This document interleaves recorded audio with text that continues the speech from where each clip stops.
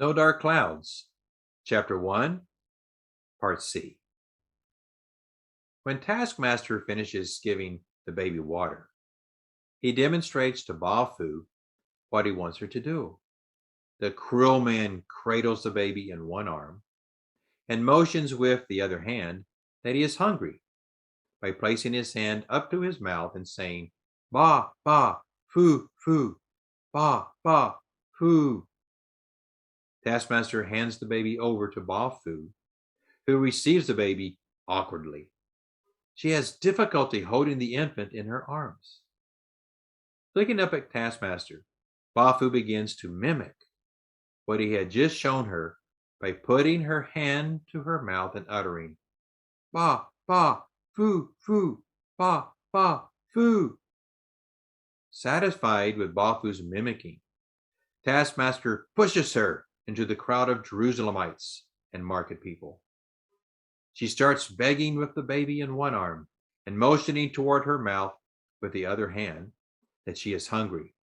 "Ba, ba, fu, fu," can be heard as Taskmaster gets back in the cart and proceeds to the next location.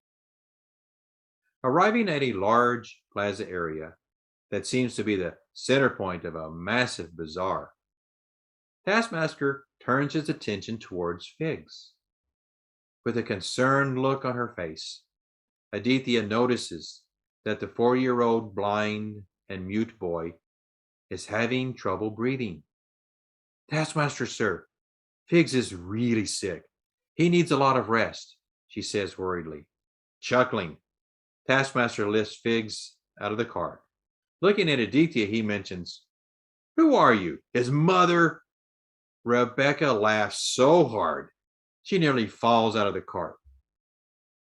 Taskmaster sits the weakened boy on the ground near the fountain and checks the copper pot around the boy's neck, making sure it is secure and tight. "Let's see someone try to steal this," says Taskmaster. He then takes the boy's hand that is holding the nail spike and helps him strike the copper pot with it. Figs sits motionless. Taskmaster repeats the process by holding the boy's hand and tapping the copper pot. Once again, Figs sits motionless. Getting angry, Taskmaster slaps Figs and yells, "Come on, come on." In response to the slap, Figs starts tapping the copper pot with the metal nail spike. The boy attempts to talk, but can only utter sounds and grunts. Taskmaster takes a wooden crate out of the cart and hands it to Aditya. She finds it difficult to hold the crate with her small hands. Because she is so short, Taskmaster requires her to stand on the crate when she sings. "Please, Mr. Taskmaster, sir," pleads Aditya. "Let him work only a half a day today." Taskmaster replies, "You just worry about your singing, and it had better be good. Now start. I'll pick you up before sunset." As Taskmaster returns to the ox cart, he glances over at Figs, who taps the copper pot and makes grunting sounds. Looking out across the busy Jerusalem street, he notices Bafu begging with the deformed baby a good distance away. Aditya sets the crate next to Figs.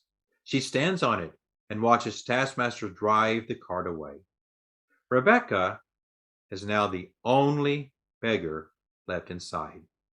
She watches Figs and Aditya until they pass out of view. After a rather lengthy ride, Taskmaster stops the cart for the last time near the main gate of the city.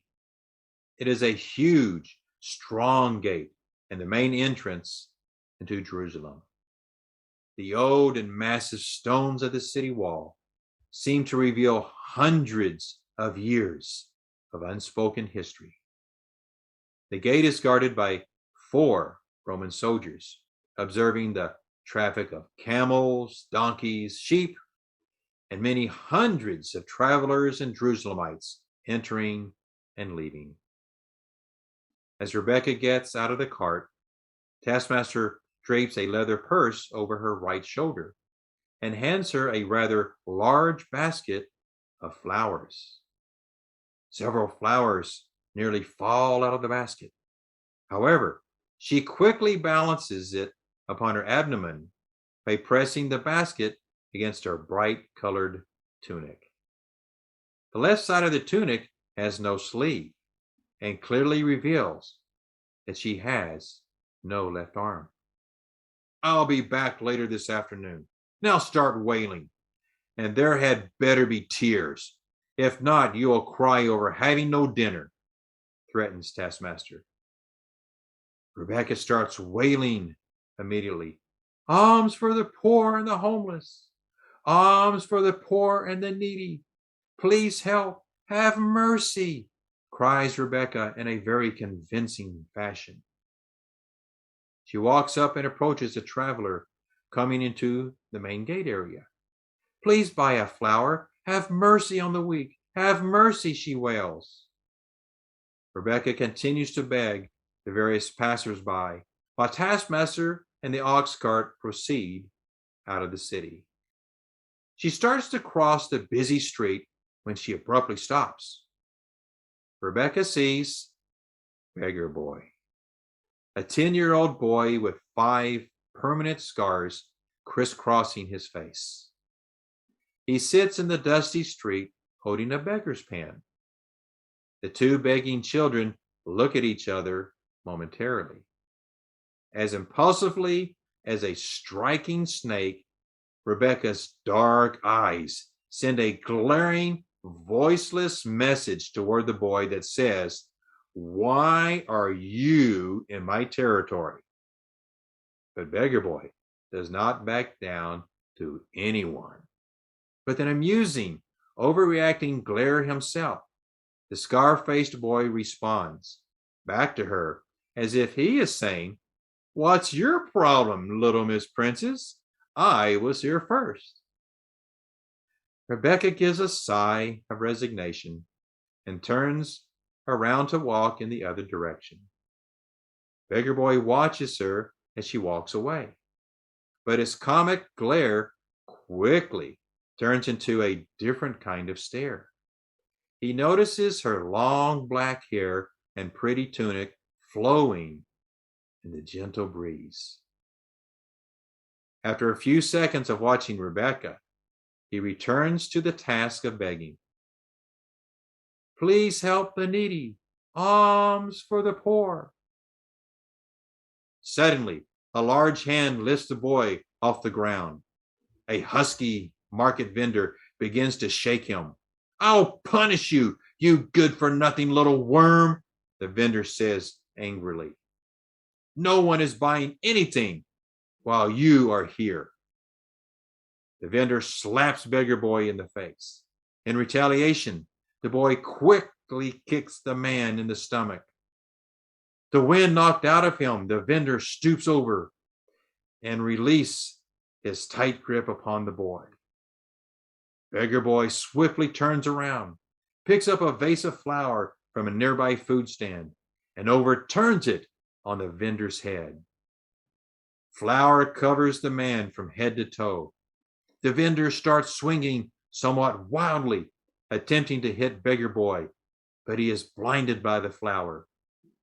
With surprising agility, Beggar Boy is able to move from side to side, ducking the swings.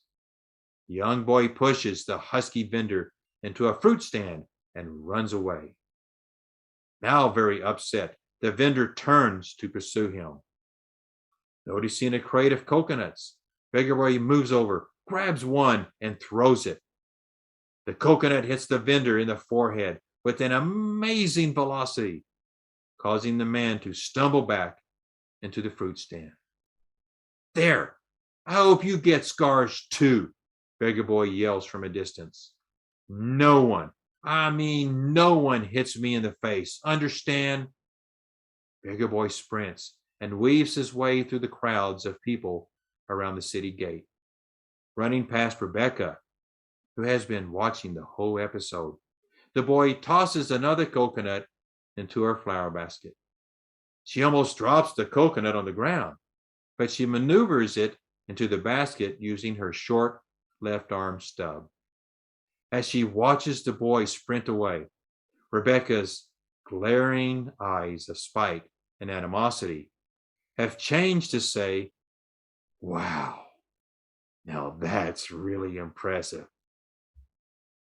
Before returning to begging with her roses, she watches the boy make his escape out of the city.